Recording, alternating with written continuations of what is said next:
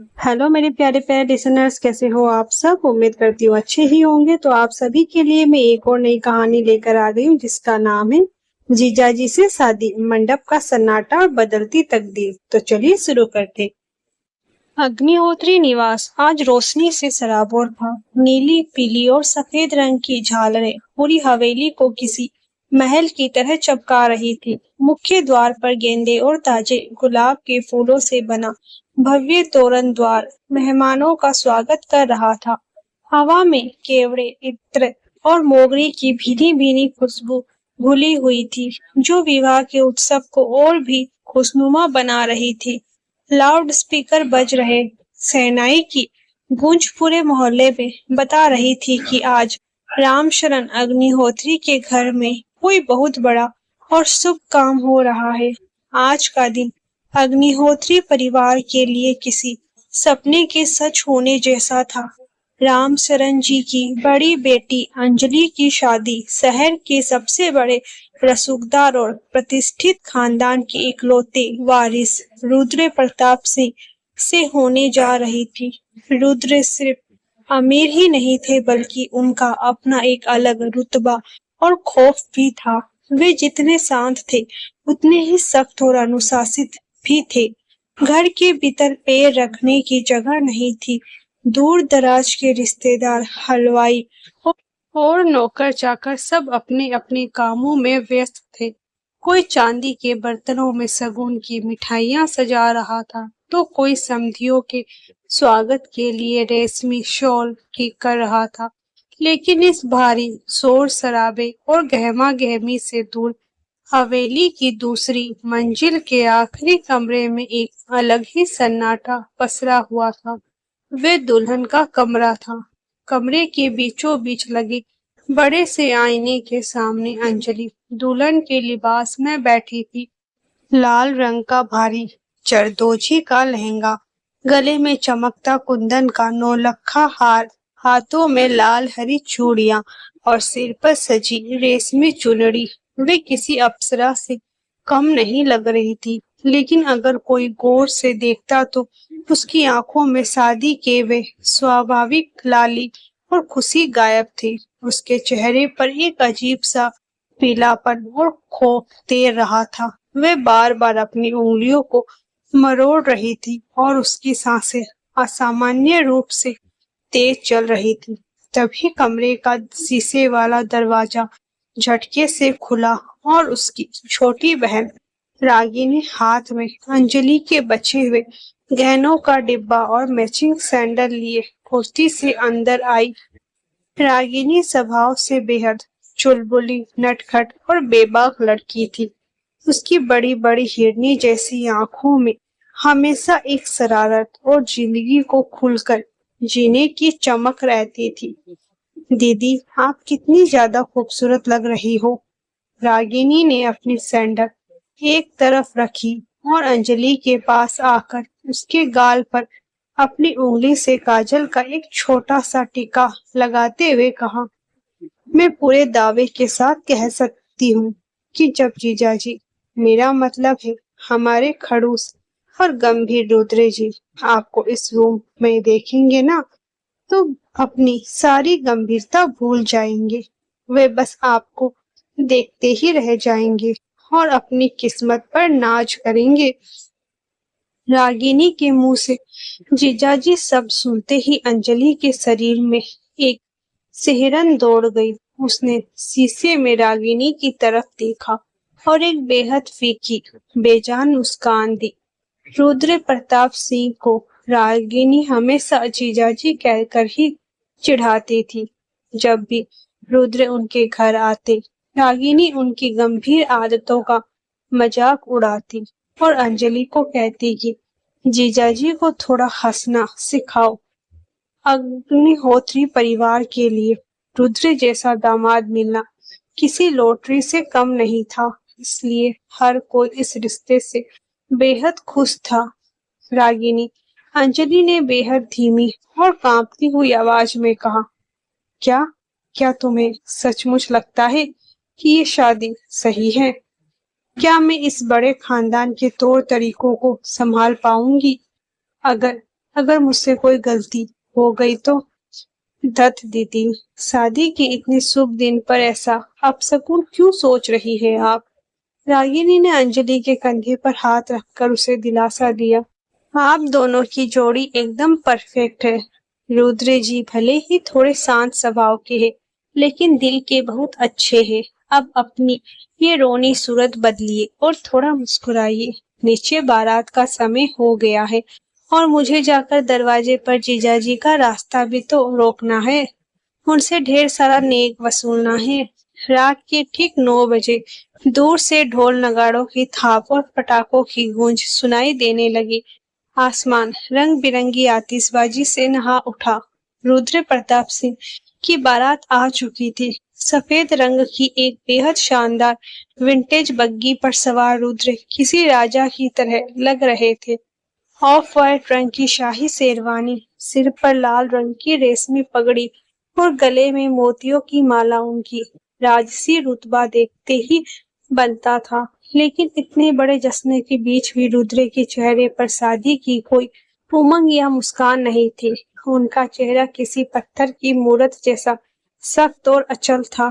उनकी गहरी काली आंखें हमेशा की तरह शांत और रहस्यमयी थी, मानो वे इस पूरी भीड़ का हिस्सा होकर भी इससे कोसों दूर हो।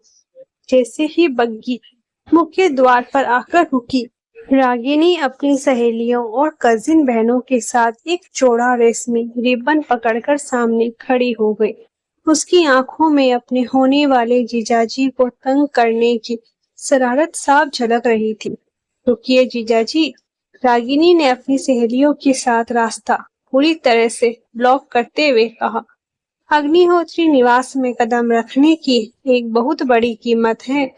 जब तक आप अपनी इस प्यारी और इकलौती शाली साहिबा को मनचाहा नेक नहीं देते, हम आपको अपनी सुंदर दुल्हनिया के पास जाने नहीं देंगे। बोलिए, क्या दे रहे हैं आप? रुद्र ने बग्गी से उतरकर सीधे रागिनी की तरफ देखा। पल भर के लिए उसकी तीखी, ठंडी और गंभीर नजरें रागिनी के हंसते हुए मासूम चेहरे पर टिक गई।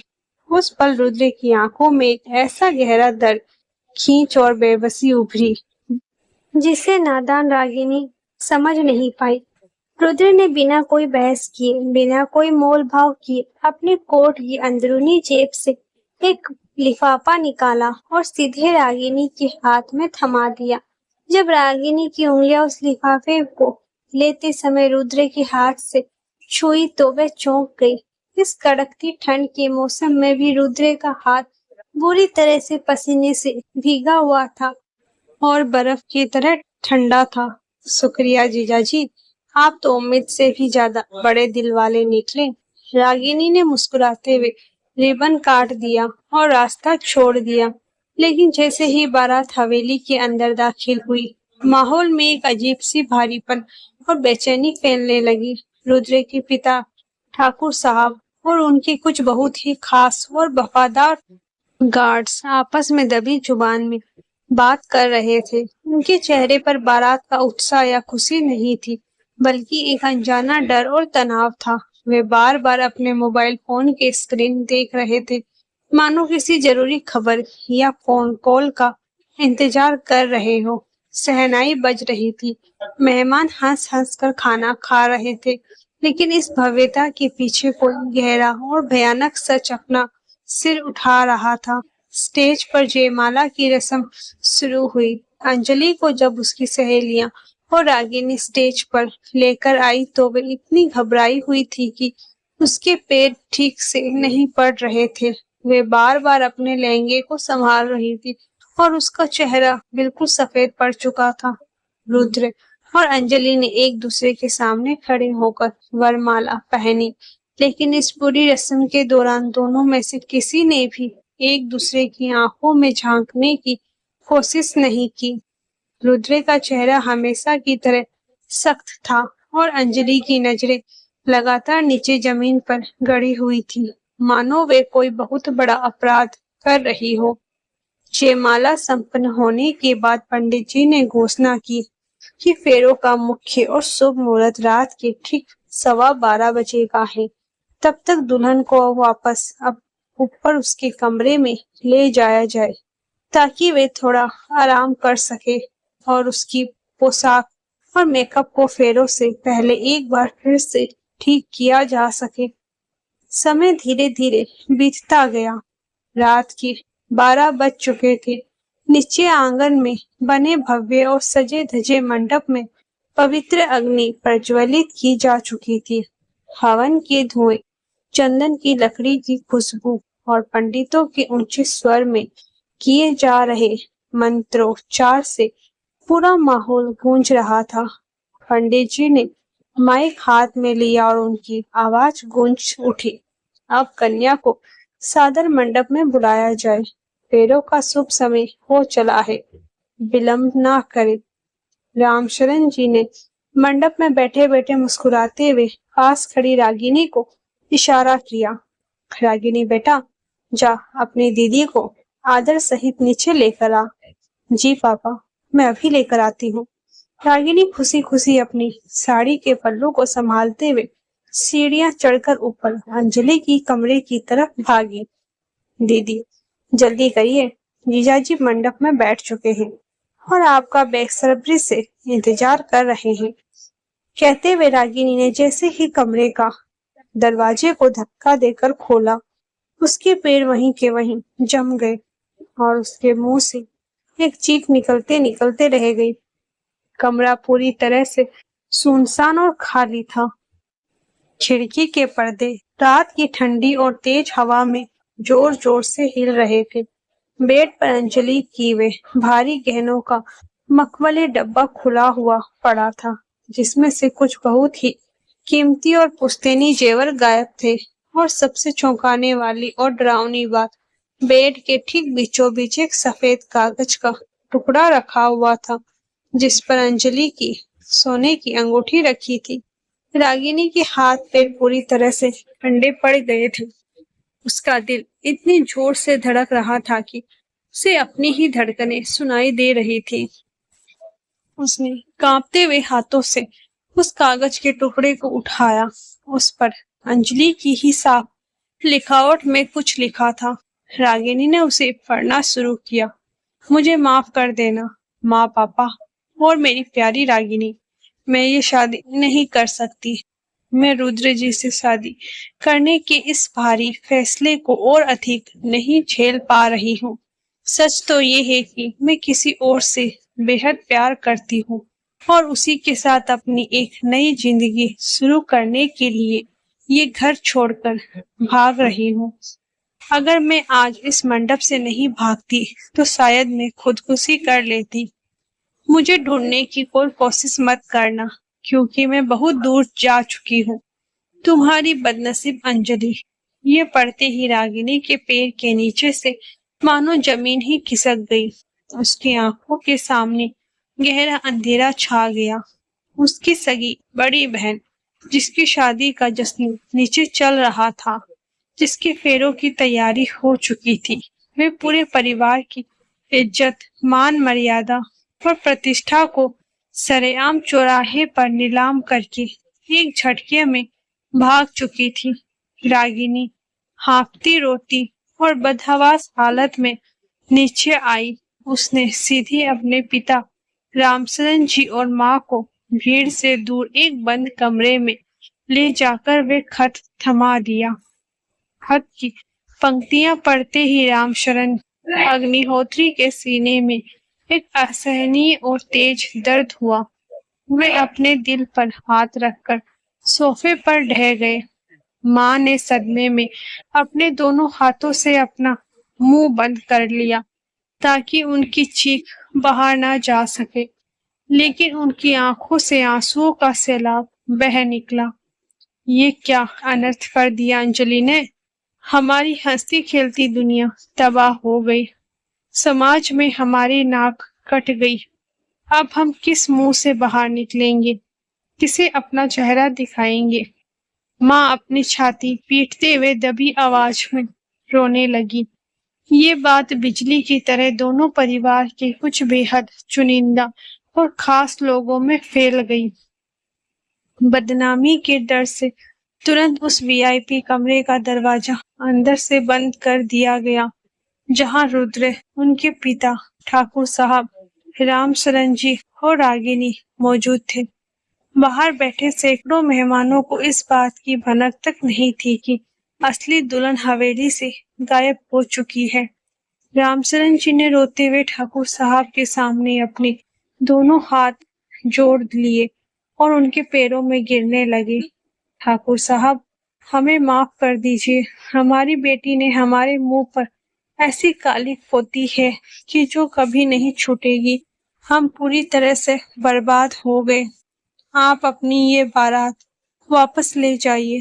हम इस घोर अपमान और सजा को सहने के लिए तैयार हैं। ठाकुर साहब गुस्से से पूरी तरह लाल हो गए। उन्होंने पास रखी कांच की मेज पर इतनी जोर से हाथ मारा कि उस पर दरार आ गई। क्या बकवास कर रहे हैं आप, अग्निहोत्री जी? बारात हमारे दरवाजे से चलकर आपके यहाँ आई है। शहर के बड़े बड़े राजनेता, कमिश्नर और बिजनेसमैन नीचे वीआईपी लाउंज में बैठे हैं। अगर ये बात 5 मिनट में बाहर गई कि ठाकुर खानदान की बहू मंडप से किसी और के साथ भाग गई, तो हमारी जो थू होगी उसकी भरपाई आपकी 7 पीढ़ियां भी मिलकर नहीं कर पाएंगी। हमारी खानदानी इज्जत दांव पर लगी है और हम इसे ऐसे नीलाम नहीं होने दे सकते। रुद्र इस पूरी गहमा-गहमी और ड्रामे के दौरान कमरे के एक सुदूर कोने में एक बेजान पत्थर की मूर्त की तरह शांत खड़ा था। उसके चेहरे पर न तो कोई गुस्सा दिख रहा था और न ही कोई हैरानी। उसकी ये गहरी खामोशी इस वक्त कमरे में मौजूद हर शख्स के लिए सबसे ज्यादा डरावनी और रहस्यमयी लग रही थी। तभी ठाकुर साहब की तीखी और बाज जैसी नजरें कोने में खड़ी आंसुओं से बुरी तरह भीगी और कांपती हुई रागिनी पर जाकर टिक गई। उनके दिमाग में एक बेहद क्रूर और व्यवहारिक विचार आया। उन्होंने रामशरण जी की तरफ देखा और अपनी रोबीली आवाज में कहा, इस भयानक बदनामी से बचने का अब केवल एक ही रास्ता बचा है। आपकी बड़ी बेटी भाग गई है तो क्या हुआ? आपकी छोटी बेटी तो यही सलामत खड़ी है। ऐसी वक्त इसी मंडप में रुद्र की शादी अंजलि की जगह रागिनी से होगी। नहीं, ये कभी नहीं हो सकता। मैं ये शादी कभी नहीं करूंगी। रागिनी जोर से चीख पड़ी। वह डर और घृणा से 2 कदम पीछे हट गई। उसका पूरा शरीर किसी सूखे पत्ते की तरह कांप रहा था। आप लोग होश में तो हैं? आप ये क्या कह रहे हैं? वे मेरे जीजाजी हैं। मैंने हमेशा उन्हें अपनी बड़ी दीदी के होने वाले पति के रूप में देखा है, उनका आदर किया है। मैं उनकी पत्नी कैसे बन सकती हूँ? माँ, पापा, आप लोग चुप क्यों हैं? कुछ बोलिए ना। रागिनी की माँ ने बेबसी, लाचारी और आंसुओं से भरी नजरों से अपनी छोटी बेटी को देखा। एक तरफ उनकी मासूम बेटी की पूरी जिंदगी का सवाल था, जो अभी कॉलेज की पढ़ाई कर रही थी, और दूसरी तरफ उनके पति की गिरती हुई नाजुक सेहत, खानदान की इज्जत और समाज के वे खौफनाक ताने जो उन्हें जिंदा ही मार डालती। रागिनी बेटा, हमारे परिवार की इज्जत बचा ले। माँ ने रोते हुए रागिनी के पैर पकड़ लिए। अगर आज ये बारात बिना दुल्हन के वापस लौट गई तो तेरे पिता ये गहरा सदमा बर्दाश्त नहीं कर पाएंगे। उनका कमजोर दिल ये बोझ नहीं सह पाएगा और वे यही दम तोड़ देंगे। हमारे पूरे खानदान पर हमेशा हमेशा के लिए ऐसा कलंक लग जाएगा कि तू भी कभी किसी को मुंह नहीं दिखा पाएगी। माँ, आप क्या कह रही है? मेरे पैर मत छुओ प्लीज। रागिनी ने रोते हुए अपनी माँ को ऊपर उठाया। उसका दिल इस वक्त पूरी तरह से फट रहा था। उसने आखिरी उम्मीद भरी नजरों से रुद्र की तरफ देखा, जो अब तक दीवार के सहारे चुपचाप खड़ा था। जीजाजी, आप तो कुछ बोलिए। आप तो बहुत समझदार और पढ़े लिखे इंसान हैं। आप अपने पिता के इस जबरदस्ती और बेतुके फैसले को कैसे स्वीकार कर सकते हैं? क्या आप एक ऐसी लड़की से शादी करने को तैयार हो जाएंगे जो आपसे उम्र में इतनी छोटी है, जो आपको हमेशा जीजाजी कहती आई है? क्या आपकी अपनी कोई अंतरात्मा नहीं है? प्लीज मना कर दीजिए। रागिनी ने हाथ जोड़कर रुद्र से गुहार लगाई। रुद्र ने धीरे धीरे अपनी पलकी उठाई और अपनी गहरी ठंडी आंखें सीधे रागिनी की आंखों में डाल दी। उसकी आंखों में रागिनी के लिए कोई दया, कोई हिचकिचाहट या कोई सहानुभूति नहीं थी। इसके विपरीत उसकी आंखों में एक अजीब सा कठोर, जिद्दी अधिकार था। उसने अपनी बेहद सपाट और बर्फ जैसी ठंडी आवाज में कहा, मेरे पास और कोई दूसरा रास्ता नहीं है रागिनी, और ना ही तुम्हारे पास कोई विकल्प है। ये शादी सिर्फ इसी वक्त होकर रहेगी। मेरे और मेरे परिवार की प्रतिष्ठा के सामने तुम्हारी व्यक्तिगत पसंद या नापसंद का कोई वजूद नहीं है। बेहतर यही होगा कि तुम अपनी भलाई के लिए चुपचाप तैयार हो जाओ। रुद्र की इस अचानक बदले हुए क्रूर और बेरहम रूप को देखकर रागिनी पूरी तरह से सुन्न रह गई। जिस इंसान को वे अब तक बेहद सौम्य, शर्मिला और आदर्श पुरुष समझती आई थी, आज वही इंसान अपनी झूठी खानदानी शान और इज्जत को बचाने के लिए एक मासूम लड़की की पूरी जिंदगी को दांव पर लगाने पर आमदा था। रागिनी के तीव्र विरोध को पूरी तरह से कुचल दिया गया। उसे जबरन अंजलि के बचे हुए भारी रेशमी घूंघट और जेवरों से लाद दिया गया। उसका पूरा चेहरा अब एक गहरे लाल रंग के घूंघट के पीछे इस तरह छिपा दिया गया ताकि नीचे मंडप में बैठे दूर के मेहमानों को तुरंत ये पता न चल सके कि दुल्हन को बदल दिया गया है। रागिनी के पैर इस वक्त लोहे की तरह भारी हो चुके थे और उसकी आंखों से लगातार बहने वाले आंसुओं ने उसकी आंखों का सारा महंगा काजल उसके गालों पर फैला दिया था। उसे सहारा देकर नीचे लाया गया और मंडप में ठीक रुद्र के बगल में बिठा दिया गया। वही मंडप जो कुछ घंटे पहले उसकी बड़ी बहन का था, आज उसकी अपनी इच्छाओं, सपनों और खुशियों की कब्र बनने जा रहा था। पंडित जी ने अपनी आवाज में मंत्र पढ़ने शुरू कर दिए। दूल्हा और दुल्हन अग्नि के फेरों के लिए अपने अपने स्थान पर खड़े हो जाए। दोनों का गठजोड़ बांध दिया गया। रागिनी का दिल हर एक वैदिक मंत्र के साथ टूटकर बिखर रहा था। उसने भारी और कांपते मन से रुद्र के पीछे चलना शुरू कर दिया। पवित्र अग्नि के फेरे लेते समय रागिनी को लग रहा था कि वे शादी नहीं कर रही बल्कि अपनी ही जीती जागती चिता की परिक्रमा कर रही है। जैसे ही 7 फेरे पूरे हुए, पंडित जी ने गंभीर आवाज में घोषणा की, अब विवाह के अंतिम रस्म का समय है। वर वधू की मांग में सिंदूर भरकर इस पवित्र विवाह को हमेशा के लिए पूर्ण करें। रुद्र ने सिंदूर की चांदी की डिब्बी उठाई। उसकी उंगलियों में एक हल्की सी कड़वाहट और अजीब सी थरथराहट थी। उसने अपने बाएं हाथ से रागिनी का लाल घूंघट थोड़ा पीछे की तरफ हटाया। रागिनी ने नफरत, बेबसी और जलती हुई नजरों से अपने उस जीजाजी को देखा जो अब कानूनी और सामाजिक रूप से उसका पति बनने जा रहा था। लेकिन ठीक उसी पल जब रुद्र सिंदूर की चुटकी भरकर रागिनी के मांग में लगाने ही वाला था, हवेली के मुख्य द्वार से एक बेहद जोरदार और गूंजती हुई और गुस्से से भरी आवाज आई, रुकिए, ये शादी पूरी तरह से नाजायज है। ये शादी नहीं हो सकती। उस आवाज के गूंजते ही पूरे मंडप में एक झटके में एक ऐसा सन्नाटा छा गया कि हवा की सरसराहट भी सुनी जा सकती थी। सारे मेहमानों की गर्दन तुरंत द्वार के तरफ घूम गई। दरवाजे पर कोई खड़ा था, जिसे देखते ही रुद्र के चेहरे का रंग पूरी तरह से उड़ गया। उसके माथे पर पसीने की बूंदें चमक उठी और ठाकुर साहब के हाथ से पानी का चांदी का गिलास छूटकर जमीन पर गिर गया।